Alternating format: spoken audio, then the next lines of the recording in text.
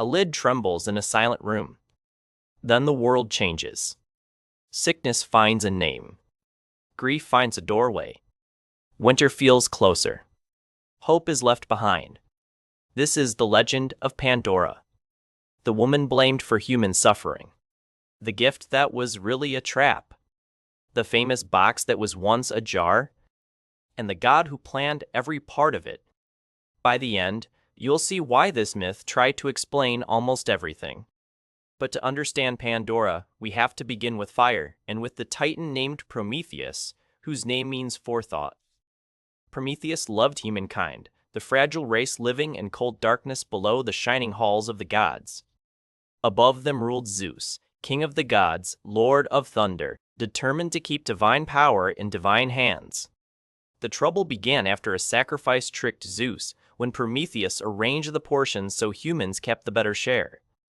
Zeus saw the insult at once, and his anger did not fade like smoke after a feast. He struck back by hiding fire from mortals, leaving humanity shivering in darkness, hunger, and helpless night. But Prometheus was not the kind of rebel who accepts defeat and walks away quietly. He stole the heavenly flame, hid it in a fennel stalk, and carried it back to Earth. Now ovens could burn, metal could soften, and the long road toward craft, warmth, and civilization reopened. For a moment, it looked as if cleverness had beaten power. But Zeus did not want a simple punishment for Prometheus alone. He wanted a lesson for the entire human race. And this is where the legend turns from revenge into something colder. Zeus ordered Hephaestus, god of fire and the divine smith, to shape a new being from earth and water. Hephaestus molded a woman from clay, lovely in form, radiant, as if a statue had stepped into breath. Athena, goddess of wisdom and craft, dressed her and taught her weaving, the ordered art of human hands. Aphrodite, goddess of beauty, laid grace upon her like sunlight on calm water. Hermes, messenger god and master of cunning, gave her a quick mind, persuasive words, and a dangerous edge. The Graces adorned her with gold, and the seasons crowned her with flowers of spring. Every Olympian gave something, and because of that she was named Pandora, the all-gifted one. That sounds generous, until you realize every gift served a hidden design. Pandora was beautiful, but in Hesiod's telling, she was also a snare wrapped in wonder. Zeus had made not just a woman, but an answer to stolen fire. Then he sent her down to Prometheus, Prometheus's brother, whose name means afterthought. Even the names feel like a warning written in advance. Prometheus had told Prometheus never to accept a gift from Zeus. But warnings are easy to honor before the gift arrives at your door. Pandora stood there shining, impossible to refuse, carrying the weight of Olympus in her presence. Prometheus accepted her, and with that choice, the story crossed a line that could not be uncrossed. Soon after came the object that would outlive them both in memory. Later ages called it a box, but the earliest Greek telling speaks of a pythos, a large storage jar. That detail matters because this was no little trinket tucked on a shelf. A pythos was heavy, domestic, ordinary, the kind of thing you might pass every day without fear. And maybe that is the sharpest part of the myth. Disaster did not arrive as a monster at the gate. It sat quietly inside the home. Then came the moment every version circles, the moment that made Pandora's name unforgettable. Some retellings say she was warned not to open the jar. Hesiod, the early Greek poet who gives us the oldest famous version, is less interested in the warning. He simply shows the lid lifting and the world changing with it. Pandora reached out, touched the cover, and opened what should have remained closed. Out rushed toil, sickness, grief, hunger, weariness, and all the countless troubles that shadow mortal life. They scattered too fast to call back, too far to gather again. The Greeks imagined them moving across earth and sea, invisible companions to every human generation. Suddenly, pain had a story. Hard work had a cause. Illness was no longer random. Loss was no longer silent. The myth gathered life's harshness into one unforgettable scene. But the jar was not yet empty, and that small detail is why the story still haunts people. One thing remained inside. Olympus, usually translated as hope, stayed beneath the rim when the lid came down again. That is the mystery at the center of Pandora's story. Did hope remain behind as a comfort preserved for humanity, safe until we need it most? Or did hope stay trapped, meaning humans live with suffering while true relief remains just out of reach? The ancient myth never explains it completely, and that silence gives the legend its lasting power. Because once the evils are loose, hope becomes the question everyone asks differently. Some hear mercy in the ending. Others hear one final cruelty from Zeus. And this is why Pandora's myth feels bigger than a single jar in a single room. It tries to explain why the world gives with one hand and takes with the other.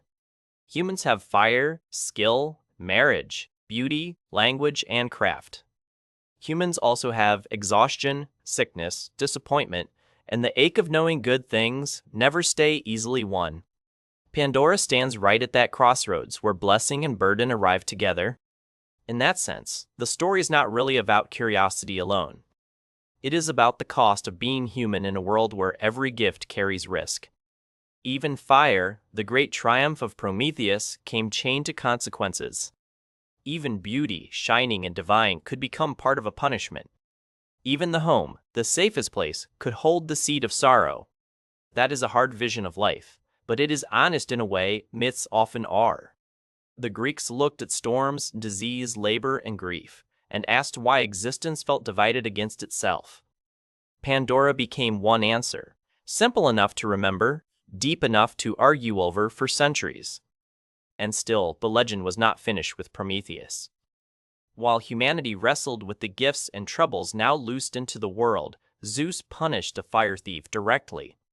Prometheus was bound to a lonely height, a grim image of defiance paying its price beneath the sky. So the myth splits into two punishments, one for the rebel and one for everyone he tried to help. That double blow matters. Pandora is not an isolated tale floating free from the rest of Greek myth. She belongs to a larger chain of pride, rebellion, revenge, and the uneasy bargain between gods and mortals. Take her out, and the story explains less. Leave her in, and suddenly the ancient world has a reason for both progress and pain. That may be why the image endured even after details changed. The jar became a box in later Europe, probably through a famous mistranslation, but the meaning survived the swap. Open what should stay closed, and consequences escape faster than intention can follow. It is such a powerful idea that people still use Pandora's box as shorthand for irreversible trouble. But the original myth is richer than the modern phrase. It is not only about unleashing disaster. It is also about wondering why hope lingers where suffering already lives. And maybe that is the reason this legend survived nearly 3,000 years. It does what the oldest myths do best. It turns the shape of human life into a story you can see. A room. A jar. A lifted lid. The first rush of sorrow. And one last bright thing left behind. That final image is why the myth never feels fully closed.